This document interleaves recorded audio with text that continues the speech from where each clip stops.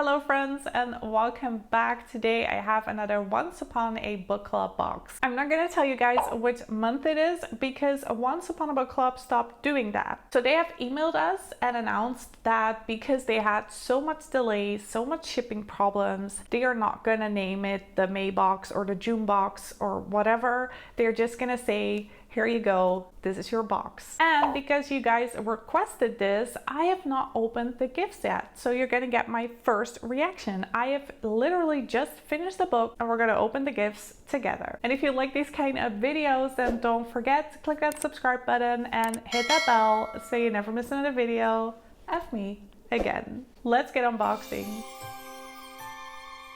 Of course, the link to Once Upon a Book Club is in my description, and in case you are going to purchase something from their web shop, don't forget to use my discount code LeandaBooks10 to get 10% off your first purchase. When we open the box, the book club kit is on top. Beneath that, the book Meet Me in Paradise by Libby Hubscher, a quote card, and 4 gifts. As always, I am first going to talk about the book and give you guys a spoiler-free review, and then after that we'll go through the gifts. But before we do, I want to say thank you to my patrons. I really appreciate you guys, and if you feel like it is something for you, then definitely come join us. It's really fun over there, and for as low as €3 a month you can support me. And of course I have other membership levels that come with more benefits. Definitely go check it out. Just head over to patreon.com and type in my name, Leanda Brooks, or click on the link in my description. The book that we're going to talk about is Meet Me in Paradise by Libby Hubscher. This was a journey. I mean, this is a really personal book for me. Let me first explain what the book is about. That would give you guys a little bit more context. This story follows 2 characters, Marin and Sadie. They are sisters, and they could not be more different. Marin is someone who plays it safe. She just wants everything to be the same and well structured. And then Sadie is definitely a wild child. She likes adventures, doing crazy stuff, and she loves to change it up. So Sadie comes back from this assignment and she looks a little bit worse for wear, and she tells Marin that she really wants to do this sister spa weekend on a tropical island called Saba. Marin reluctantly agrees, and then something happens because Sadie misses her flight and Marin has to go by herself. And to top it off, her luggage gets mixed up and her sister's seat is stolen by this handsome stranger called Lucas Tsai. For the first time in a long time, Marin has to step out of her comfort zone and starts exploring the island with Lucas. With each new adventure, Marin gets closer to the heart-wrenching truth why she's there in the first place. And let me tell you, I was not expecting that turn. I just thought this was gonna be a lighthearted romance on this beautiful tropical island. And don't get me wrong, because it is partly about that, but it also discusses some really serious topics. The writing style mainly consists of dialogue and a little bit of world building because we get to explore this beautiful tropical island. I was smiling a lot of times and even laughing, and I also cried multiple times. This is obviously personal preference, but I don't really like it when books are a roller coaster ride. So I would have preferred a little bit more nuances within the story, but it did make me cry. I'm gonna tell you why. And this is a spoiler because I'm going to talk about something that's very personal to me that was also in this book. So if you don't want any spoilers and you still want to read the book, then you might want to skip this part. The reason that this book hit close to home is because Sadie is diagnosed with cancer and she has tried every possible treatment, but nothing is gonna help her anymore. So she knows that she is going to die. And that is something that I'm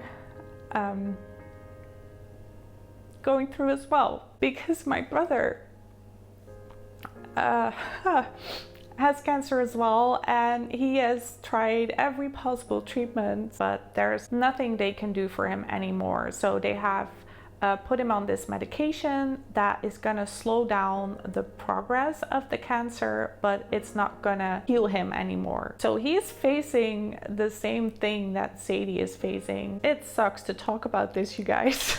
It really sucks.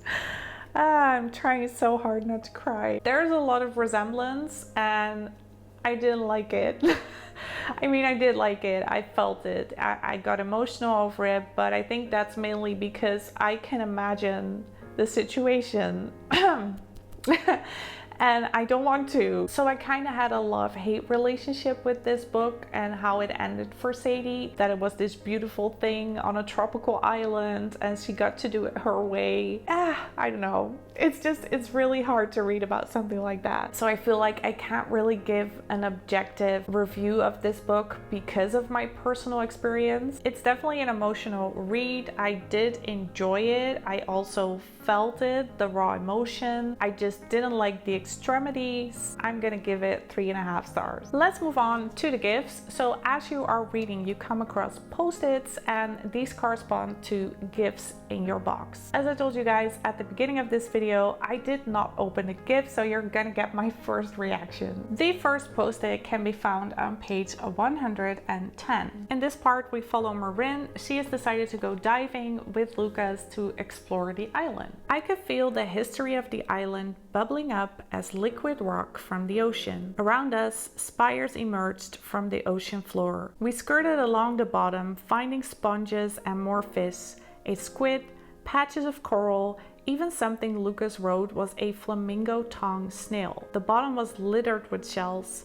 Lucas produced a mesh bag and we put some interesting ones into it. An unbroken conch that looked like a sunset inside. A closed shell that looked like a clam. Finally, Lucas checked his wrist. He signaled that it was time to go up. As I said, I did not open the gift yet, so I do hope that I read the correct parts. The gift comes in this colorful bag. We can see 3 women that are having fun in the sun. Let's see, what do we have? Ooh, it's a mass-produced bag. It reads the earth-friendly alternative to plastic bags, and it is machine washable. Fluffs are flying everywhere right now, so I do hope that is a one-time thing. But the bag looks really awesome. I like this design. It even goes well with my current outfit. It's really well made. I like this beachy sand color, and yeah, I can definitely see myself wearing this. Next post-it on page 156. All right, this is a fun part. So this is when Lucas and Marin are at this bar and there's this karaoke event. They call it Sabayoke because it's on the tropical island of Saba, and Marin has decided that she is just gonna go for it. Do you have Dancing Queen?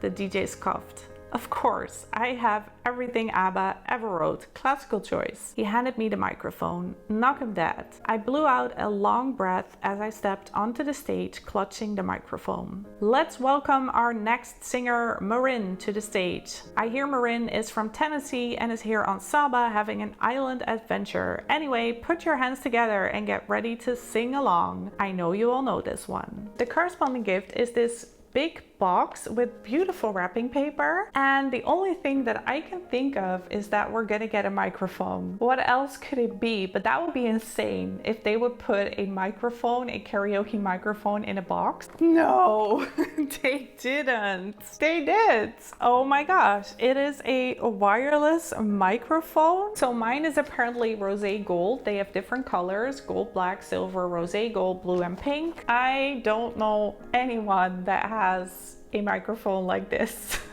And this is probably the speaker so that everyone can join in. It is so much fun, but also really, really weird. You and me are gonna have some good nights. Next post-it can be found on page 245. In this part, we follow Sadie and Marin, who are having a heart-to-heart conversation, and then Felix comes into the room, who is Sadie's boyfriend. There is a spoiler here because it is revealed what is wrong with Sadie, so if you still want to read the book, then you should probably skip this part. Don't be sad, she said. I can handle this, the cancer, all of it, but I can't bear that. I hate it when you cry. I'm not. I looked up at the sky and blinked back my tears. Felix reappeared in the doorway with the coconut water. I think, he said, setting the drink in front of Sadie, what your sister is trying to say is that she is overwhelmed with emotion about the proposal. Huh? Said Sadie.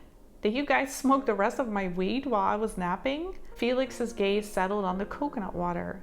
It was perfectly normal. The little carton, the straw. Oh my god, the ring around the straw? There was a ring around the straw. Sadie must have seen it then too, because he gasped. The corresponding gift comes in this tropical looking box. Let's take a look.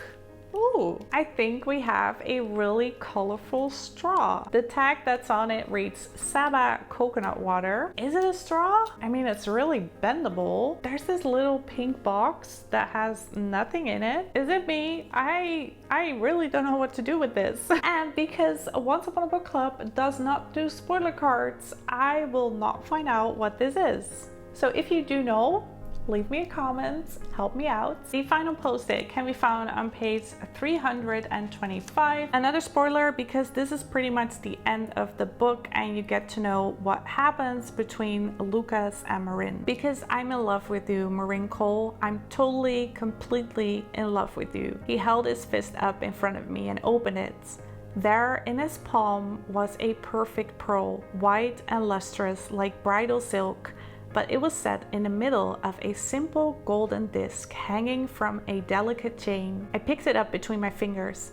Is this what I think it is? Well, you can find treasure, he said, running a hand through his hair, and leave it behind. This is the corresponding gift, and I'm pretty sure we get a necklace. Yes, we do. So we got Marin's necklace. It's a delicate gold chain and then this little gold shell with a pearl inside. And as you can see, mine has this black speck on it. I'm not entirely sure if it's damaged or just dirt. So that's a shame, but I'm gonna try and fix it, or I'm just gonna email Once Upon a Book Club. Other than that, the necklace looks really cute. I like the design. It's the perfect necklace for vacation, and I definitely see myself wearing this. And of course, we also get a quote card. Everything great is on the other side of fear. And at the back of the quote card is a letter from the author. If you guys want to read it, just pause the screen. And of course, the book club kit. Inside you can find an interview with the author, read-along dates and discussion questions. And at the back it says, choose your own project paradise.